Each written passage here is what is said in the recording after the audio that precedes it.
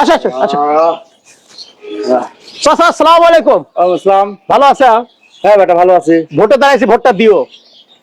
Vote দেবো বেটা, তুই সেদিনে চুরি করলে, চুরি করে ধরা বললে, বট গাছের সাথে বাজিয়ে তোমার সব পিটাইলো, আজ আবার তুই ভোটের লেগে আসছে ভোট চাবে। আরে অতীত ভুলে যাও, সবসময় বর্তমান দেখবে। হ্যাঁ। আমি এখন উন্নয়নের জোয়ার বাওয়া দেবো, বাংলাদেশের যেন উন্নয়ন হয় সেই চিন্তায় আমি আছি। আমার আমার জেলায় আমি উন্নয়ন করব। তুমি কি কও তুমি?